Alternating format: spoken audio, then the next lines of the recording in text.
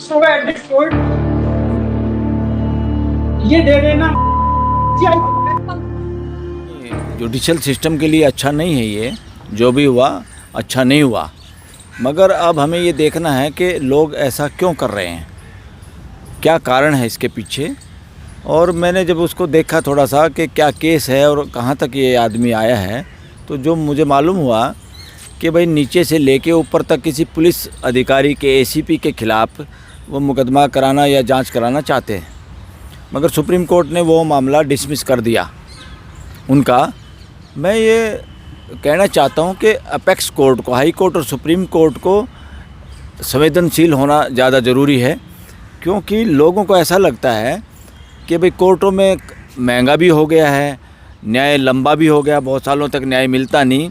और ख़ास तौर पे जो प्रभावी लोग हैं या सिस्टम के अंदर बैठे हुए हैं, ख़ास तौर पे पुलिस में या ब्यूरोक्रेसी में, कि वो जब गलत काम करते हैं उनके खिलाफ़ कोई आदमी एक्शन लेना चाहता है तो वो आदमी थक जाता है, टूट जाता है, उसको न्याय नहीं मिलता और ऐसे लोगों के खिलाफ़ कार्रवाई नहीं होती। बात ये नहीं, मजबूरी हो सकती है पुलिस वालों की भी हो, ब्यूरोक्रेसी की भी हो, मगर उस मजबूरी का ये मतलब नहीं है कि नागरिकों के साथ कोई बदसलूकी करे। नहीं तो पुलिस तो लोगों की फ्रेंड होती है डेमोक्रेसी में, मगर राजशाही और तानाशाही में पुलिसिया राज जो होता है ना, राजा के लठैत की तरह से व्यवहार हो रहा है देश के अंदर, जो ठीक नहीं है। क्योंकि यूपी में ही एक एसएसपी भी कितने गंदी भाषा बोल रहा था कि भाई इन्होंने सड़क गंदी कर दी और गालियां दे रहा था। उसका एक तरह से जाति सूचक था, वो संविधान के खिलाफ़ था, मानवता के खिलाफ़ था। ऐसे मानसिकता के लोगों का कोई काम नहीं है सरकारी नौकरियों में कम से कम, और ऐसे लोगों को सुधारने के लिए विशेष ट्रेनिंग देनी चाहिए कम से कम, और ऐसे एसएसपी को सस्पेंड भी करना चाहिए, ताकि सबको पता चले कि देश के नागरिकों के प्रति किसी के भी दिमाग में गलत धारणा नहीं होनी चाहिए। जाति सूचक, रिलीजन का सूचक, भाषा सूचक, अक्षत्रवाद सूचक, अगर उसको आप बेइज्जती करने के लिए, गाली देने के लिए यूज़ कर रहे हैं, वो पूरी तरह प्रतिबंध होता है, डेमोक्रेसी में चलता नहीं। लेकिन ऐसे लोगों को तो सर प्रमोट कर रही है सरकारें। यस, ये गलत है ना। इससे पता चलता है कि जो ऐसे लोगों को प्रमोट करता है वो भी डेमोक्रेसी के खिलाफ। सरकार में होने का ये मतलब नहीं है किसी को लाइसेंस मिल गया, मगर उसे ये साबित होता है कि गलत और गंदे लोग राजनीति में भरमार हो गई है, गलत मानसिकता के लोगों की भरमार हो गई है, और देश को बांट के जाति और रिलीजन में सारे इलेक्शन लड़े जा रहे हैं, जो कि काम था इलेक्शन कमीशन का ऐसे लोगों को रोकना।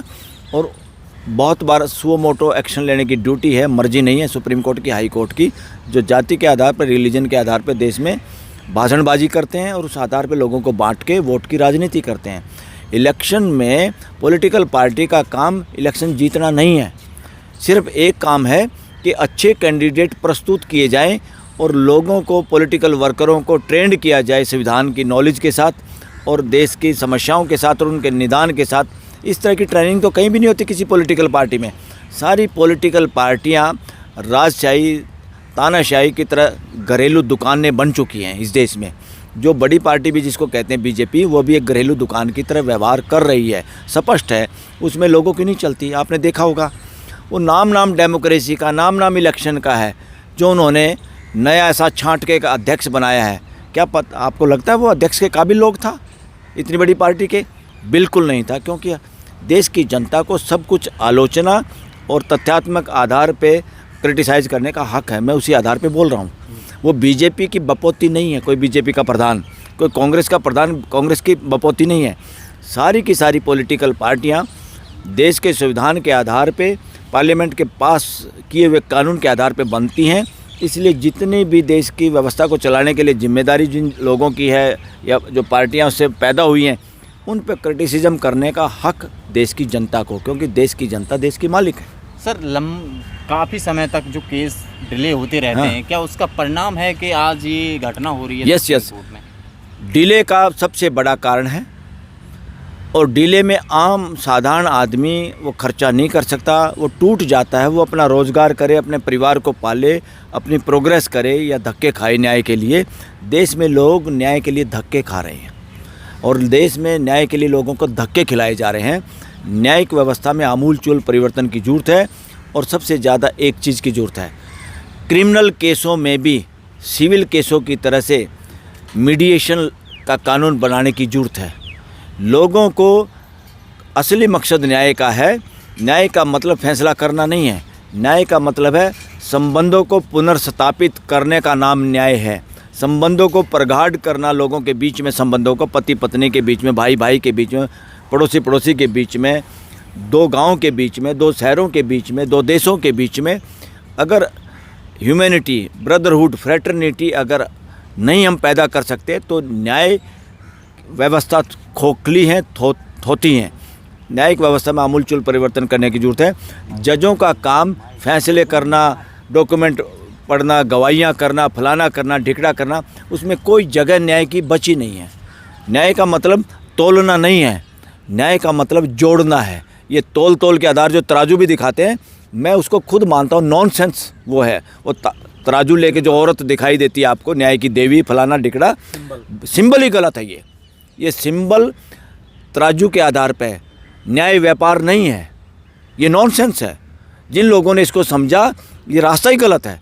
न्याय व्यापार नहीं है। न्याय एक ऐसा व्यवहार है, ऐसा एक तरीका है जो दो भाइयों को, दो परिवारों को, पति पत्नी को, दो गाँवों को, दो समाज को, दो देशों को जोड़ने का जो काम करता है उसका नाम है न्यायिक व्यवस्था। और जो जोड़ने में सफल हो जाता है तो समझो न्याय हुआ।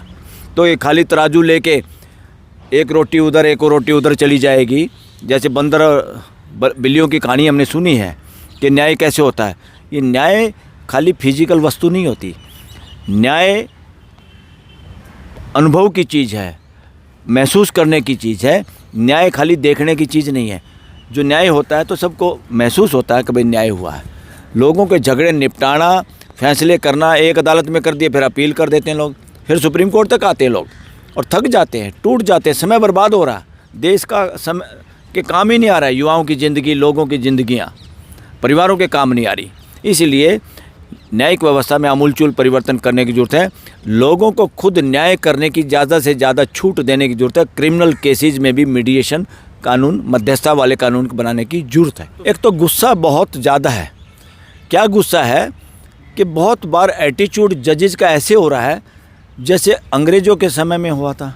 एक तो मैं इस पर पहले भी बोल चुका हूँ, हमारे यहाँ एक आर्टिकल 18 है 18 संविधान में, उसका मकसद ये था आज़ादी के बाद अंग्रेज़ों का समय के या पुराने टाइम का कोई भी टाइटल कोई आदमी यूज नहीं कर सकता। सिर्फ शिक्षा वाले कर सकते हैं, जैसे जिसने PhD करी उसको डॉक्टर बोल सकते हैं, उसमें कोई कानून की ज़रूरत नहीं थी। एक किसी मिलिट्री वाला अंग्रेज़ों के समय भी कोई कर्नल रहा है, कोई जर्नल रहा है, वो अपने नाम के साथ लिख सकता है, उस पर भी कोई पाबंदी नहीं थी। शिक्षा पे और डिफेंस में काम करने वाले जो रैंक थे वो यूज कर सकते थे, बाकी कोई नहीं कर सकता था। ये माई लॉर्ड जो तोते की तरह बोल रहे हैं, इस देश के जाने माने चेहरे भी बोल रहे हैं, हमारी बार काउंसिल के चेयरमैन और मेंबर भी बोल रहे हैं, जो कि अपने आप में वायलेशन है। हमारे बार काउंसिल ने अब लॉ बना दिया, इस देश पहले लॉ ही नहीं था। और आर्टिकल 18 ये कहता है कि बिना सेंट्रल गवर्नमेंट के नोटिफिकेशन के कोई आदमी वो भाषा, वो टाइटल यूज नहीं कर सकता जो अंग्रेज़ों के समय में होता था। अंग्रेज़ों में माई लॉर्ड करते थे। आज के दिन मुझे शर्म आती है कहने में, देश के युवाओं को, नए वकीलों को अगर कमज़ोर बनने में कोई रास्ते पे या मदद कर रहा है तो हमारे देश के सीनियर जो डेजिग्नेटेड है, सबसे ज़्यादा जिम्मेदारी उनकी है। वो सारे के सारे माई लॉर्ड करते हैं, तोते की तरह से गलत कर रहे हैं, बार काउंसिल के रूल का वायलेशन कर रहे हैं और उस पर बार काउंसिल को भी कार्रवाई करनी चाहिए। बार काउंसिल के चुने नुमाइंदे ऐसा कर रहे हैं तो देश में रूल ऑफ लॉ का तो कतई बेड़ा गर्क हो रहा है। और देश में रूल ऑफ लॉ भी नहीं है। पहले किंग का लॉ था, राजा का राज, अब कानून का राज। ये बिल्कुल गलत है। जजों को बहुतों को पता ही नहीं, वकीलों को भी पता नहीं। ये पता होना चाहिए, डेमोक्रेसी में कोई शासक नहीं होता, इसलिए किसी का रूल नहीं होता, कानून की व्यवस्था होती है। तो सिस्टम ऑफ लॉ है देश में, रूल ऑफ लॉ नहीं है। सर, हम सुप्रीम कोर्ट में पहले भी देख चुके हैं कि पूर्व जो CGI रहे हमारे गवई साहब, उन पर भी जूता फेंका गया, मतलब कोशिश हुई। ये भी घटना होती है तो क्या लग रहा है सर, माफ़ कर दिया गया, उस टाइम भी माफ़ कर दिया गया, इस टाइम भी माफ़ कर दिया गया? देखो क्या है, बहुत बार जजेस कमेंट कर देते हैं, बोल देते हैं बीच में। जजेस को कमेंट तो करना ही नहीं चाहिए। जजेस को अगर कमेंट करने की हिम्मत है तो अपनी जजमेंट के जरिए लिखना चाहिए। जजेस को अपने कलम से बोलना चाहिए, मुंह से बोलना ही नहीं चाहिए। मुंह से वो बात करें तो वकीलों से प्रश्न पूछ सकते हैं, मदद ले सकते हैं अब फैसले तक पहुंचने में, और वकीलों की ड्यूटी ये है। वकीलों की ड्यूटी किसी को हराने जिताने की नहीं है। वकीलों की ड्यूटी न्याय तक बात पहुँचे और दोनों पक्षों के साथ न्याय हो कानून के हिसाब से। तो इसलिए जो ये बोल रहे हैं, कमेंट जो करते हैं, उस कमेंट से भी देश के लोगों में रोष है। और जिस तरह से एक अकड़ सी आ जाती है माय लॉर्ड कहने से, और जो गलत तरीके से हो रहा है वो स्वीकार्य नहीं है। जज भी सामान्य आदमी है, साधारण नागरिक हैं। किसी की ड्यूटी न्याय करने में है, किसी की ड्यूटी पुलिस की है, कोई वकालत कर रहा है, कोई खेती कर रहा है। हम सब अपना काम कर रहे हैं। सब साधारण इंसान की तरह न्याय करें और कानून के हिसाब से अपने आप को बुलवाएं। सारे जजेस को मैं इस मामले में दोषी मानता हूं कि वकील तो दोषी हैं ही जो माय लॉर्ड कहते हैं, वो जज ज़्यादा दोषी हैं जो माय लॉर्ड कहलवाने से खुश होते हैं और उनको रोकते नहीं वकीलों को। सर, एसएसपी जो अविनाश पांडे का जो मामला चल रहा है, क्या लगता है उन पर कोई कार्रवाई होगी? भाई कार्रवाई होनी चाहिए, ये देश के हित में है। बात यहाँ अविनाश पांडे की नहीं है, एक एसएसपी की नहीं है, बात यहाँ मानसिकता की है। हमारे देश के किसी भी पुलिस कर्मचारी की ये मानसिकता ही नहीं हो सकती। उसको ट्रेनिंग मिली कि नहीं मिली, इससे तो प्रश्न उठता है। पुलिस एकेडमी पे भी और आईपीएस जहाँ ट्रेनिंग लेते हैं, मैं तो उस पर भी क्वेश्चन मार्क उठा रहा हूँ। उन्होंने कैसी शिक्षा और ट्रेनिंग दी है कि एक आदमी कैसे बोल सकता है वहाँ से ट्रेनिंग लेने के बाद, या उसने एग्ज़ाम दिए हैं, संविधान पढ़ा है। आईएएस के एग्ज़ाम में संविधान का भी पार्ट होता है, जनरल स्टडी का भी चैप्टर होता है। क्या पढ़ा फिर उसने? इसका मतलब उस पर जातिवाद हावी है, उस पर वर्णवाद हावी है। इस तरह की बकवास तो वही आदमी कर सकता है, नहीं तो कर ही नहीं सकता। अपने देश के लोगों को मेरी ड्यूटी अगर पुलिस की है तो मैं कानून के दायरे में काम करूं, लोगों के मान सम्मान डिग्निटी की बात करूं और लोगों को कानून के तरीके से मनाने की बात करूं। ये डंडा अगर पकड़ा दिया, ये डंडा लोगों को पीटने के लिए नहीं है। ये डंडा सिर्फ और सिर्फ सिस्टम ऑफ लॉ के हिसाब से सारी व्यवस्थाएं चले। अब बिना मतलब के ये कह के, एक देश में बहुत गड़बड़ चल रही है, वो कहते हैं हमने मिनिमम फोर्स का यूज किया है। अरे मिनिमम का भी क्यों किया? मिनिमम का नहीं करना चाहिए। क्या आफत आ गई थी वहाँ पे? लोग सड़कों पे आते कब हैं? आना क्यों पड़ता है? सड़क पे लोगों का आना मजबूरी है, और वो आते हैं तो इसका मतलब कोई ना कोई सिस्टम ऑफ लॉ में गड़बड़ है। कोई कर्मचारी सही काम नहीं कर रहा, कोई नेता या पार्लियामेंट सही कानून नहीं बना रही, कोई जुडिशरी सही फैसले नहीं कर रही, इसलिए लोगों में रोष होता है। नहीं, सड़कों पे आने का किसको वो है? सड़कों पे कोई शौक में थोड़ा आते हैं। इसलिए सबसे पहले संवाद से समस्याएं हल करनी चाहिए, बिल्कुल लास्ट में। और मुझे नहीं लगता देश के कोई भी लोग बातचीत से समस्या हल नहीं करना चाहते। देश का कोई भी आदमी सड़क रोकना नहीं चाहता। देश का कोई भी आदमी आतंकवादी नहीं है, कोई भी नक्सलवादी नहीं है, कोई भी देशद्रोही नहीं है। ये सारी की सारी बातें वहाँ से निकलती हैं जब लोगों की सुनती नहीं पुलिस इस नेताओं के इशारे पे काम करती हैं, मंत्री संतरियों के मौखिक आदेश पे काम करती है, अपनी ट्रांसफ़र बदली प्रमोशन के चक्कर में उनके गलत आदेशों को मानती है, वायलेशन करते हैं, तब इस तरह की बातें होती हैं। और नहीं तो पांडे जैसे आदमी ऐसी बात कैसे करने की हिम्मत हुई? कोई नहीं कर सकता।